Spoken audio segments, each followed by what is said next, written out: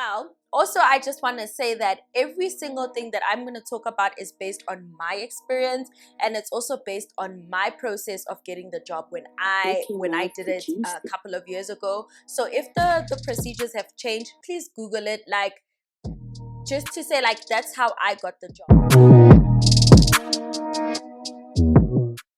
Hi guys, welcome back to my channel. Some of you understood what my previous video is about, some of you didn't. It's okay, we move, we get better. Every single comment and piece of critique and criticism that was given is being taken into account. As long as it didn't feel rude, I'm cool. Like, as soon as I feel like someone is like trying to be shady or it's like a backhanded comment, then I'm like, we don't do that over here. We don't do that over here, honey. We treat people with respect. If you're new here, please like, subscribe, and leave a comment, of course. And please follow me on all of my other social media platforms. Come say hi, say hello, you know, get to know me, get to vibe with me, interact with my content, engage. It's a party over here, child. It is a party. So today's video, we are doing a Mythbusters video. So I'm gonna have quite a lot of these on my channel because I feel like they are so exciting. Remember, Ghostbusters. So this is gonna be Mythbusters, and we will be tackling different topics. Not each week, child, because you know what, that's putting too much pressure on myself. But every time I have a Mythbuster video, just know that I would have asked you like a night before or 2 nights before to leave me a myth you've heard on Instagram, and we will tackle it. So there will be like different fun topics for each thing.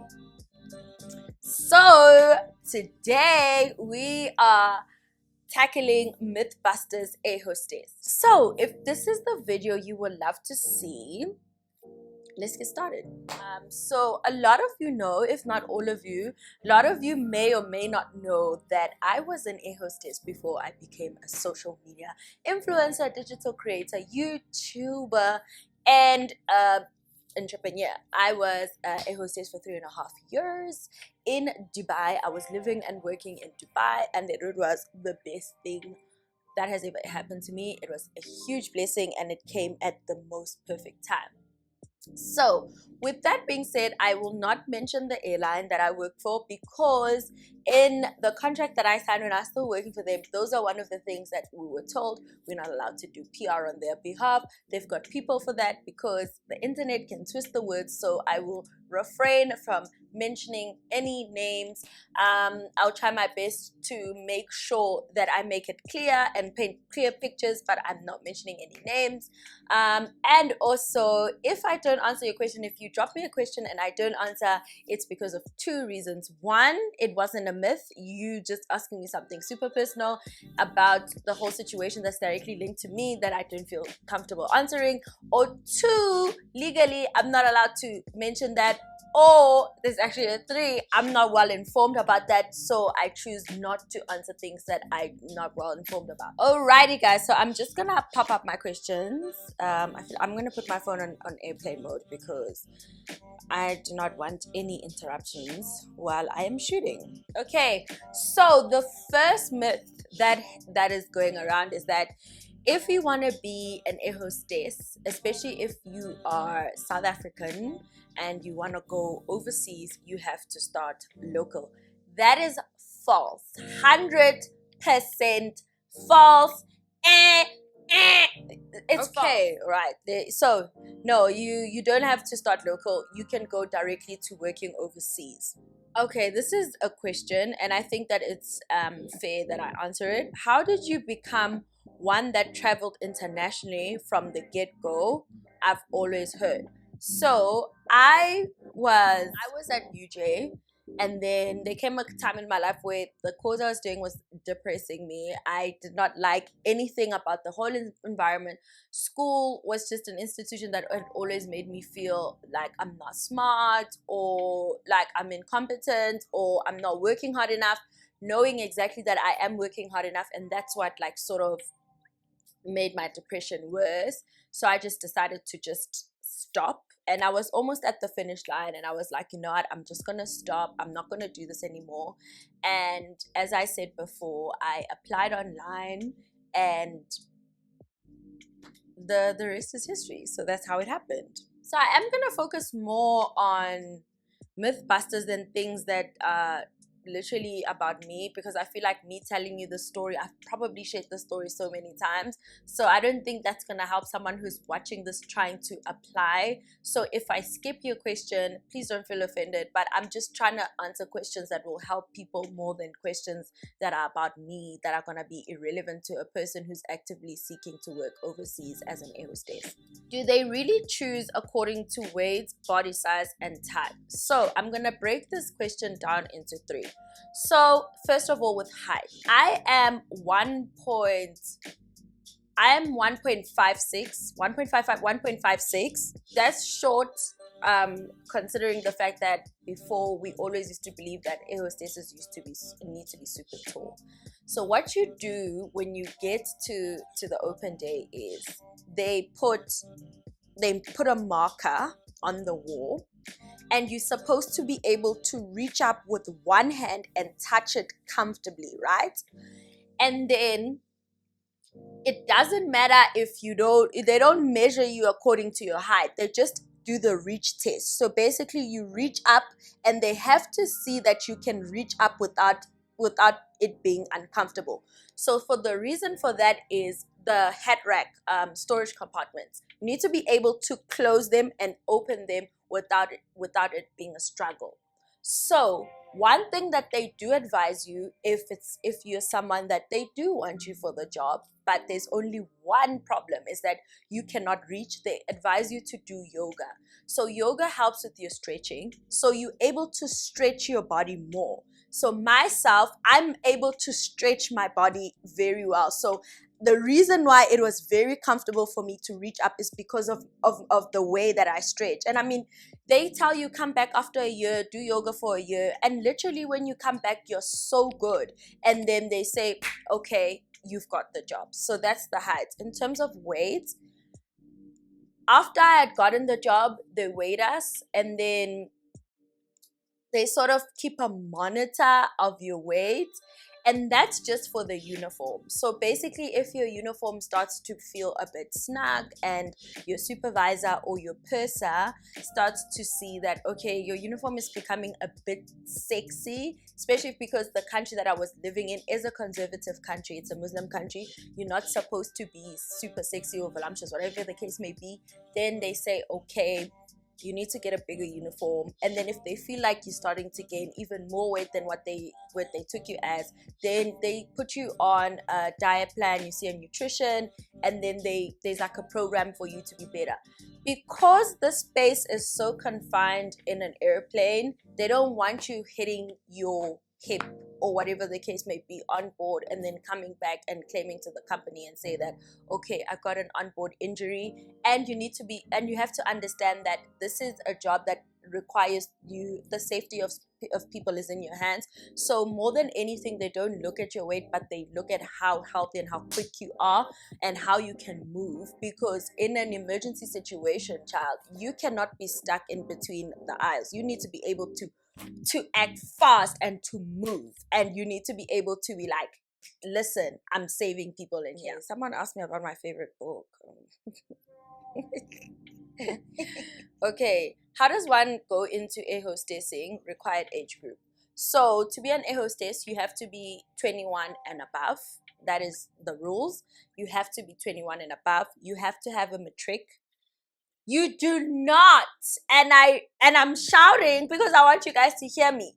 You do not have to have any certificate from the the flight hostess schools or these etiquette schools.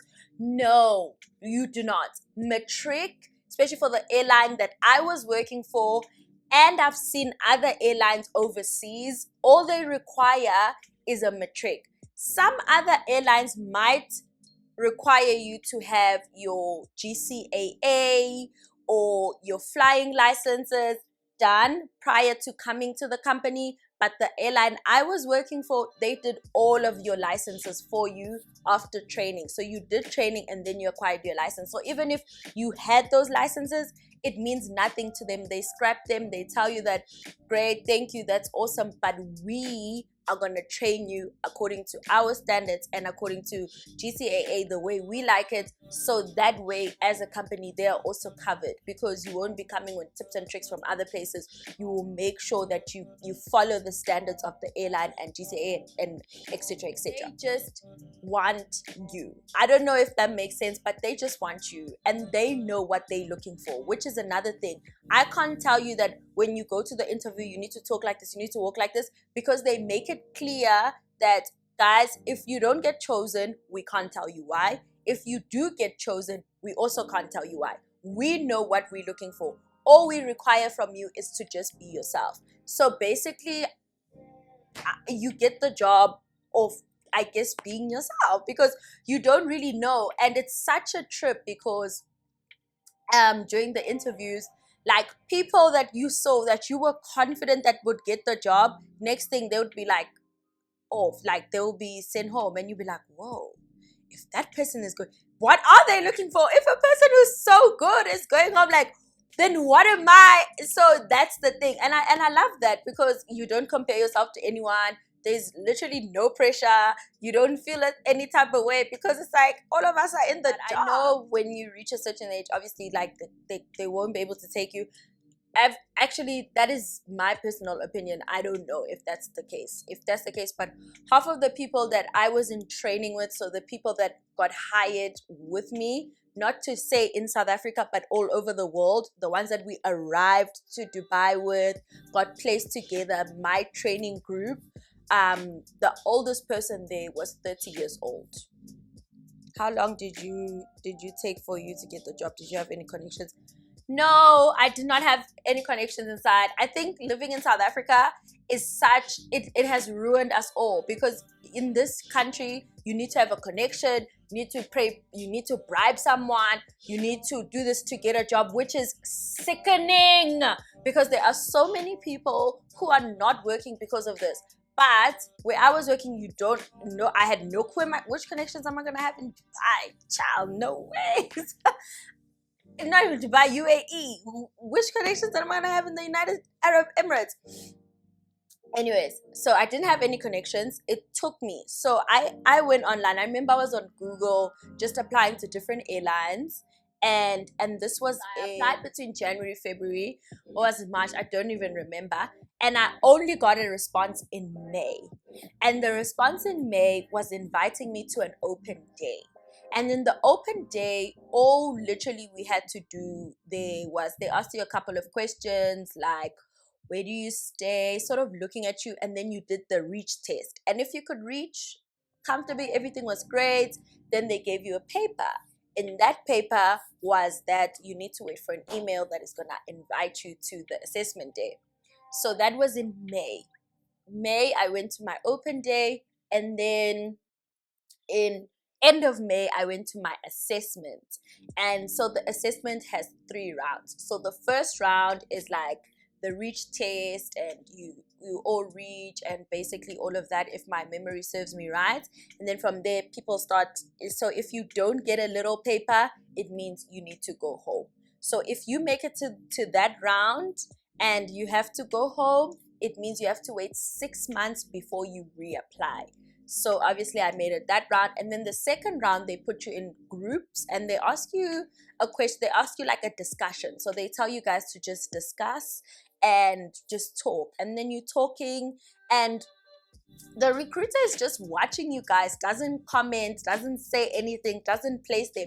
They literally just there to observe. And then after that round, they give you another paper. If you get a paper, then it means that you need to stay. And then it's still 6 months if you don't make it into the second round. And then the third round, child, when you're at the third round, that is the final interview. So if you made it second round, you all sit in a room, and then the recruiter's like, congratulations, guys, you've made it to the final round, which is going to be your final interview. Now, then they tell you pick a date. Within the week, they'll have all of the final interviews. So they tell you within this week, pick your dates and pick your time, and then we'll meet you back home. Then you come back for your final interview. Then it's you and this lady who ask you your work experience. I had had like such a little work experience. Like I was in school. I think I'd worked at a jewelry store, this other jewelry store, and I think I worked for like 2 weeks, and I left like I was going for lunch, and I never came back. I was like, nah, I can't do this. And I was very honest in my interview. I said I tried to work in retail and it really didn't work for me, but in varsity I was doing like a lot of promotions, so I know how to deal with people. I know how to sell a product to people, you know.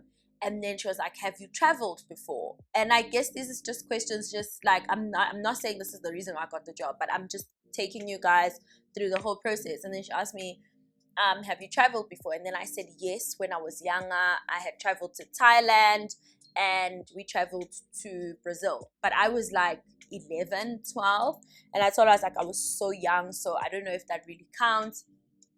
Then she told me, what type of food did you eat there? Did you try the local food? I was like, nah, I didn't really, you know. I think we probably had like KFC, whatever the case may be.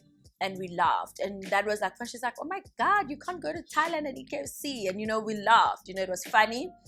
And then she was like, okay, thank you, you'll hear back from us in exactly 31 days. If you don't hear anything, please try again. Now, if you make it to the final interview and you don't get the job, you have to wait a year before you apply again. Please also note, I'm going to put this disclaimer again. This is according to me when I was still applying in 2014. Maybe the rules have changed, I don't know, but this is back then.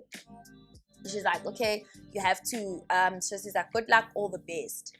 Then I remember leaving that interview feeling so sad, like, oh my god, I messed up. Maybe I should have lied. Maybe I should have said, maybe I should have come across more interesting.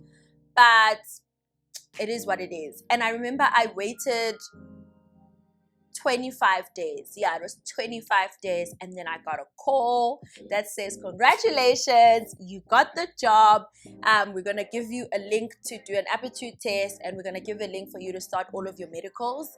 And I was so excited. And then there was a portal. So this portal is called a new joiners portal. So basically, if you're a new joiner, it's what you use to submit all of your medicals, all of the tests, everything that they need for you to get prepared before you leave for Dubai.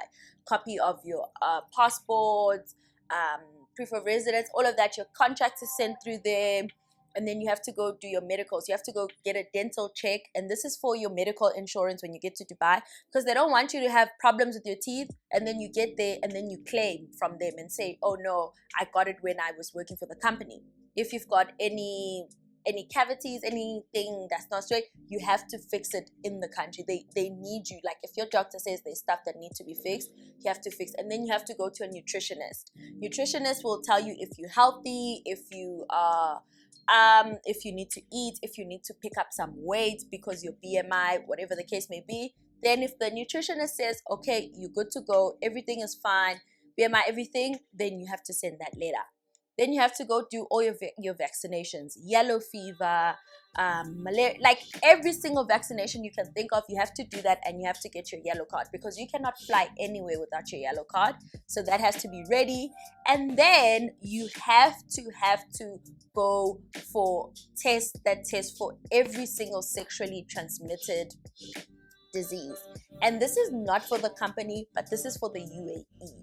You cannot enter and work in the country. I'm not sure about just entering, but I know that they will not give you residency if you don't take the sexually transmitted tests where they check for syphilis, hepatitis, HIV and AIDS, everything. And then once you're cleared for all of that, you send that to the company as well. And then that's the only way the government in the UAE can approve you for residency. To Dubai was in September. That I can never forget that, because that was the best day of my life. It was like the 14th of September. Basically, that is the process of getting the job. So I feel like, oh yeah, that's a mouthful. How did you apply? Google. It wasn't a connection. It wasn't through anybody. No one told me about it. No one told me where to go. I just went on Google and I Googled air hostessing jobs, and I literally applied on every single link I clicked on. I honestly thought that I was like, jobs like here in South Africa were gonna come up. I wanted to work for Mango. I wanted to work for SAA, but by the grace of God, like, jobs in Dubai started coming up, and I started clicking on ads. Like, I clicked on everything, guys. If I tell you, I probably applied everywhere. Like, everywhere I was applying. I was applying to BA. I was applying everywhere. So I clicked on the airline that I was working for. So if you click on the airline that I was working for on, but not on your phone, if you do it on a computer, on the side it will say about us, check-in, and then there's a place that says careers. Then I clicked on that space that says careers, and then it gave you every single career that you can possibly apply for, and I clicked on that and just followed the steps. So I think it's very important to understand, like, if you're hungry for something, you will sit on Google and you will make sure that you find it. Okay, so the next one is, when you get to be an air hostess, must you stay in one place? So for the company that I was working for, our base was Dubai, because all flights left and came back to Dubai, unless there was an exception where we did the 5-day trips. So the 5-day trips, those were Australian trips usually. So we'd leave from Dubai, we would land in Australia, spend a day in Australia, then fly to New Zealand, and then from New Zealand come back to spend a day in New Zealand, come back to Australia, spend a day, and back to Dubai. But you have to be based in Dubai. You can't live in South Africa and work in Dubai. And I'd always get people like, oh, so you stay here in South Africa, you work in between Dubai and South Africa, oh, you fly between Dubai and South. No. I was flying all over the world. There's no thing Uguti just because you are South African, then you're flying from South Africa. I would literally have to request flights to South Africa. Like, it was so unlikely for me to fly to my own country. I was flying everywhere else in the world, and I'm very grateful for that, because the company probably so good. How he said, Kaya Mus, you've lived your whole life here, let's take you around the world, baby, let's show you the world. Someone asked how much get paid. I can't answer that, because like, that's such a personal question, and also like, I don't even know, like, that's not an answer that. But I'm definitely, yeah, it was good. It was good. You'll survive. Can you have tattoos? You can absolutely not have tattoos as an air hostess. Wow, you can have tattoos, but they can't be visible, right? Because they do ask you to disclose that, and then they'll check them. If they feel like in your uniform they will show, then they probably won't take you. But people with like lower back tattoos, or like tattoos on their thighs, they didn't even disclose, because there is no way that tattoo is gonna show. So yeah, and you have to understand, like, we are covered up to, so from here, so basically the shirt, the uniform, when we got on board, that's when we took off the jacket, it sits there. So all this part shouldn't be any visible tattoos, and here and here. So the shirt ends there. If you want to wear the shirt only on board, it's fine, but it was always so cold on board, so I always wore a cardigan. So your cardigan ends there. Your watch, you always have to be wearing a watch as an air hostess, because you need to be able to take a person's pulse. You need to know the time in case of an emergency, because that's very important. Someone falls sick in the airplane, when you're putting in the documentation, you need to know what time is it. When anything happens, you always need to be aware of your surroundings and the time, because that will literally save you, and that's between life and death if you have a patient who is sick and you need to take the pulse. So the next question is it a sustainable career? It's definitely a sustainable career. Like, it is so sustainable. It's just that everyone in life has their own goals and plans. Like, I have a lot of my friends who are still working and living there, and for me, I just wanted a bit more stability, and I just didn't like the fact that the country that we lived in as a foreigner, you couldn't own land, you can't own anything. That's reserved for the locals, which is awesome. Like, that is, they make sure that they take care of their people, number one, because that's forever. Like, we are there to work and we can leave at any time. So can you imagine if they put us above their people? So that wouldn't make sense. But it isn't a sustainable career. There are people who've been there for years, and you can definitely end up a purser or even end up in the office, the corporate side of things. Like, there's so many opportunities within the company. You can end up a recruiter, you can end up a trainer. So not everyone just carries on flying. Like, a lot of the people you see internally is like ex-crew, people who decided to apply internally within the job, which I think is amazing. Is it true that they smuggle drugs? That's not true. That is definitely not true, because they did random checks all the time. We had to do drug tests. We had to do, like, our bags go through the x-ray machine just like everyone else. They check our bags. No one cares that you're an air hostess. You are more targeted as an air hostess because they know that people might try and make you carry something, thinking that the same rules don't apply to you, like the customers. The same rules apply to you, even worse. Like, and when I say random checks, like, you'll be minding your business, next thing you're being pulled aside, you going through an x-ray, going through a body machine. Like, no, it's not. If they do, wow, they good. And yeah, that's crazy. Is it hard to stay in a relationship when you're an air hostess? It's not hard at all. Like, it's not hard at all. It's actually, it's good, because you guys give each other like healthy space. And obviously, like, it's not hard to stay in a relationship in any job. It just depends if both people are ready and willing to be serious about each other. Like, I'm trying to answer the question without implicating myself. Is it hard? No, it's not hard. It's not hard.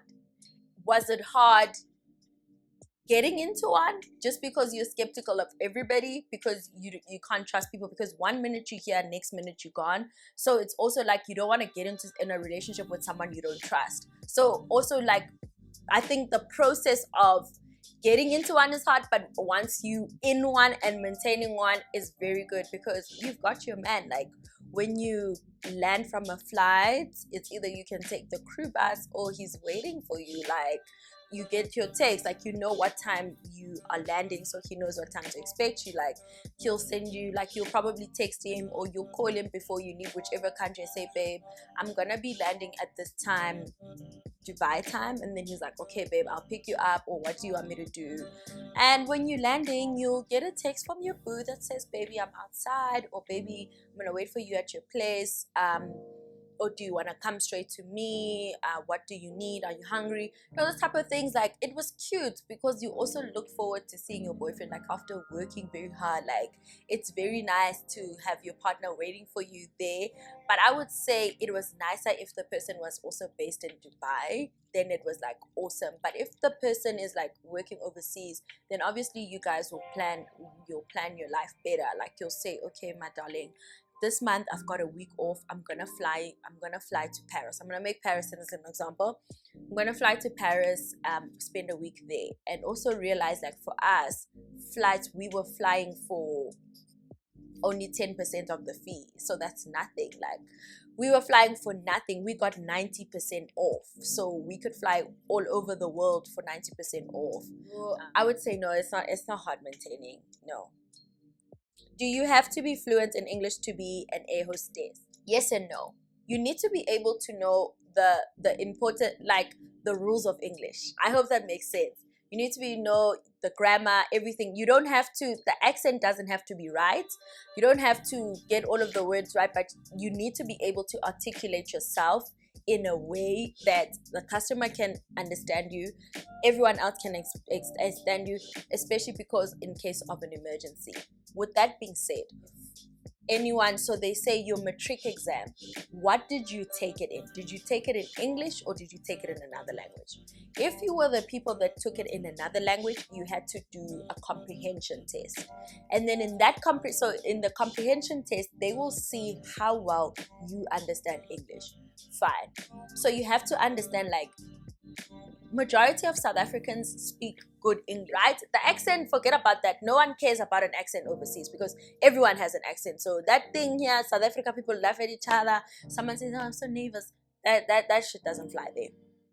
And you have to understand that people from France, people who are Portuguese, in those countries, like, most people speak their home language, so their English will be a bit weird. But as long as they pass the comprehension test and they're able to pass everything else in training, no, yeah, so be able to comprehend what's going on in English. I hope that makes sense. I hope that answers your question. Okay. What age do you think is perfect to be an air hostess? I would say any age, because boxing yourself to the perfect age, you'll never go after anything in life. Like, I can understand with the job though, there might come a time where you be too old, but they don't really specify what age is the limit. So I guess they just look at how healthy you are and how you can do certain tasks, and you get the job. So whenever you can, just apply. Yeah, as long as you're over 21, I don't see what can stop you from getting the job. Like, honestly, like, they also ask you, are you married? Are you single? Do you have a family? Whatever the case may be. And even if all those questions are yes, they ask you, are you comfortable with living overseas? So most people would move and then bring their families over. Then their family would like also apply for a job, and then they'll all live there. Guys, literally, it's like this misconcept, like, as an air hostess, you have to be this young, hot, single person who's just, no, you make any situation work for yourself. But I can understand, because the way movies and reality shows and things make it seem like it's literally painted, it's painted such a weird picture. So I get it. Is it true that your skin has to be clear, no scars, etc.? So no, you don't have to have clear skin. I didn't have clear skin.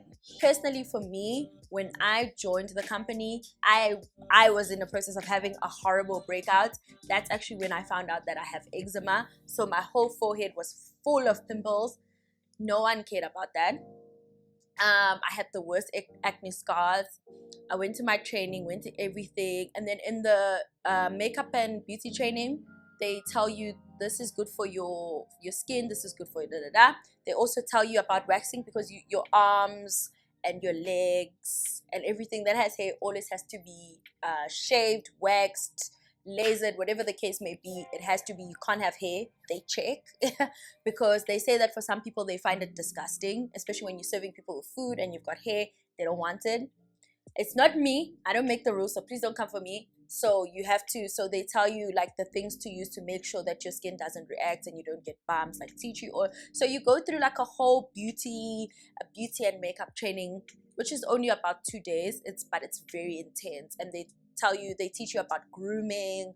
They teach you how to take care of yourself, your teeth, and then after all of that, I went to a dermatologist that side, because also like climate, I had to factor in climate and all of that. So he gave me medication according to and my skin, my skin was popping.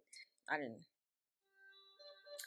know. When applying, do your pictures need to be taken by an actual camera?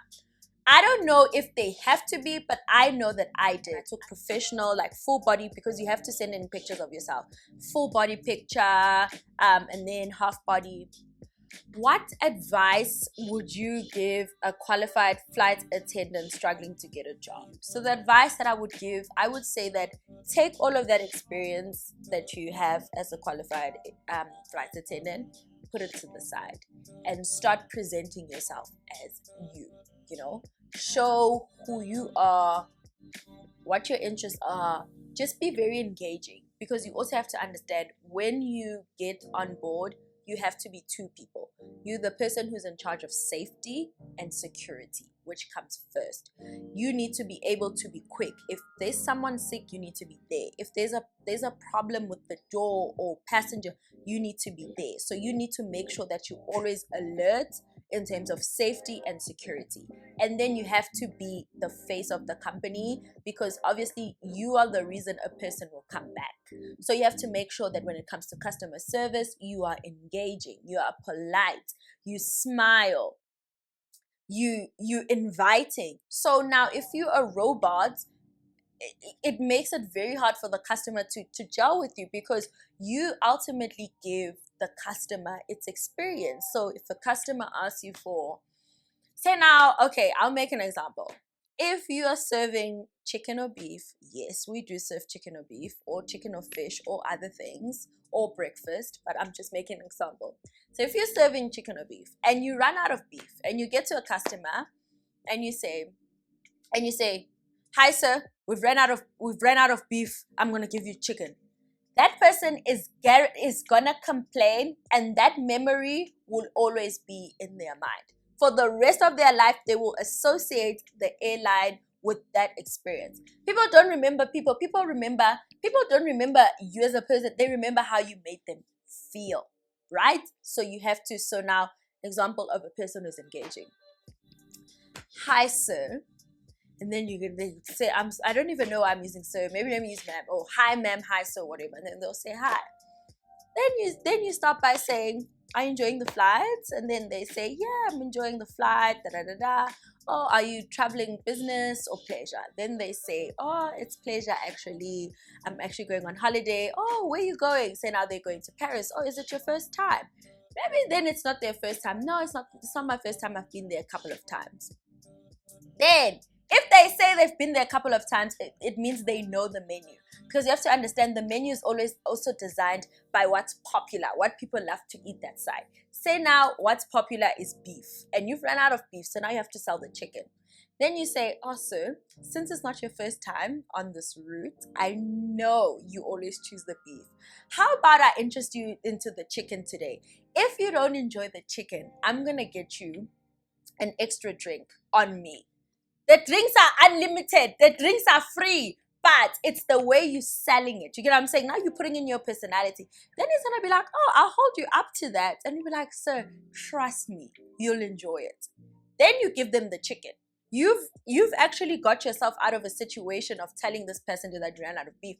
And you've made them happy. They probably already know you've ran out. Because if he flies there frequently, then they know how it works, because they also send the ticket that you might not always get your meal option that you want. Then you go finish up with your service, then you come back, then you ask them, sir, how is the chicken for you? Most people are really polite. Most people, not saying all of them, I'm not saying always gonna be lucky, but most people are very polite because they don't want to disappoint you, and because you've given them such great service. Now they're not gonna want to tell you no, it was whack. They're gonna be like, oh, that was delicious. Then you say, okay, sir, what would you like to have on me?